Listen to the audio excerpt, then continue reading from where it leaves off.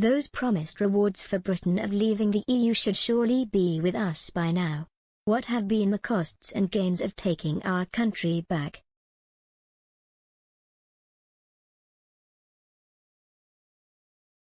On New Year's Day the UK will have been fully out of the European Union for a year, out of its political and legal structures, out of its single market, out of its customs union.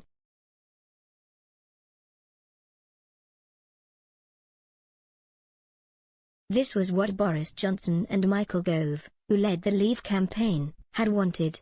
No awkward halfway house like Theresa May had negotiated. No Brexit light. Out completely. Gone. Brexit well and truly done.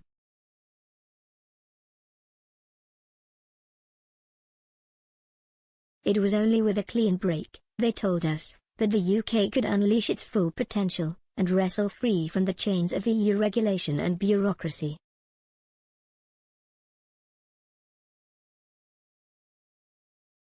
Liberated, we could take back control of our borders, our money, our laws.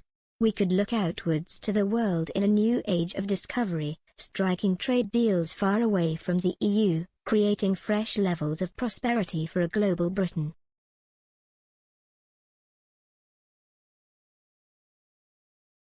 So a year on, how is it all going?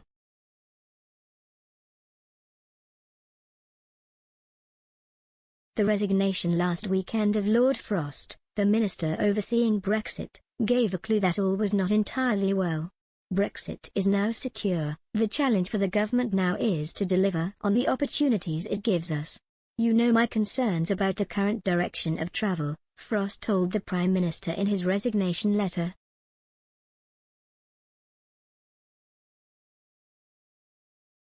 There are suggestions from some in government that Frost, a Brexit purist and fanatical deregulator, came to suspect Johnson had no real plan, no real detailed idea of how to make Brexit work beyond slogans and soundbites.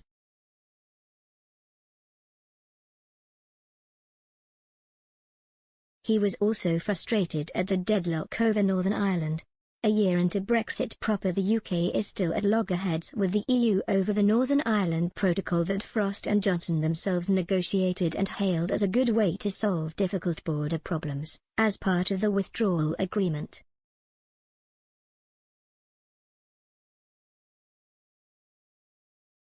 Whatever issues were riling Frost the most, delivering on Brexit promises is proving a lot harder than making them had been.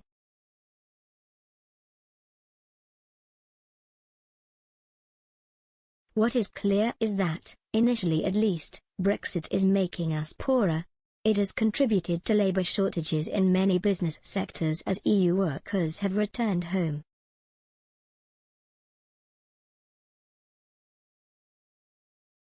There are grievances that run deep in specific sectors that were promised much and got almost nothing. Fishermen feel betrayed. Farmers are uncertain that replacement subsidy and payments regime will be all it is being cracked up to be.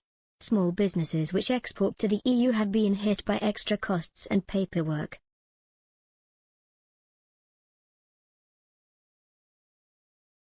The extent of economic damage from Brexit has been made clear by the Office for Budget Responsibility, which predicts that leaving the EU will reduce our long-term GDP by around 4%, compared to a fall of around 1.5% that will be caused by the pandemic.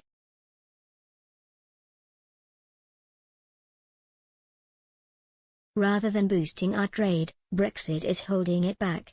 Goods exports were down 14% year-on-year in the third quarter of 2021 according to the Office for National Statistics, with both exports to the EU and non-EU destinations suffering.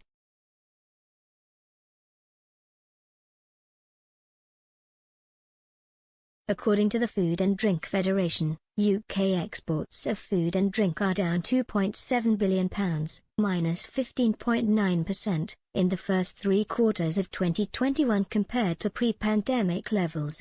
This is largely due to a drop in sales to the EU of £2.4 billion, minus 23.7%, resulting from new barriers to trade with the EU and the ongoing effects of the COVID pandemic.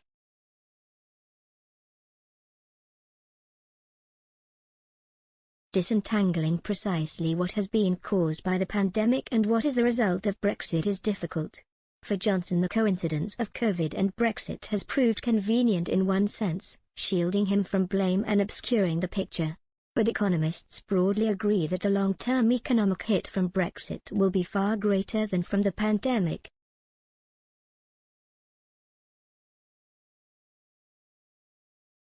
Another central promise of the Leave campaign was that the UK would take back control of its borders. But in a year of tragic loss of lives in the Channel, and unseemly arguments between the French and the UK over who is to blame, that claim has looked utterly hollow. Refugees living in northern France have said Brexit has made it easier and more attractive for them to reach the UK in small boats, not less.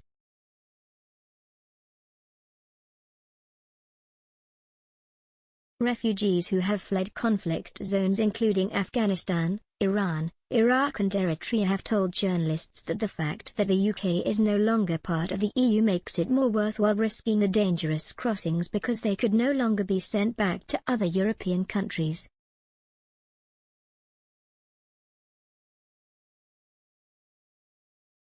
Asked how Brexit has gone so far, Charles Grant, director of the think tank the Centre for European Reform, says that, ironically, the most obvious post-Brexit negotiating successes for the Johnson government have been in areas where it has managed to stay close to the EU, not move away, such as the rolling over of EU trade deals.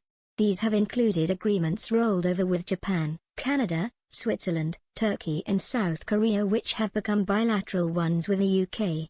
The only entirely new trade deal is that recently signed with Australia. The UK, he says, has also managed to secure agreement over flow of data with the EU, though this could soon be under threat as we seek to weaken privacy rules.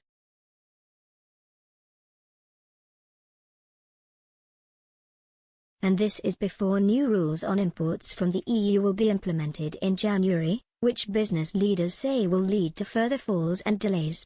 Then food products from the EU will face extra physical inspections from the summer.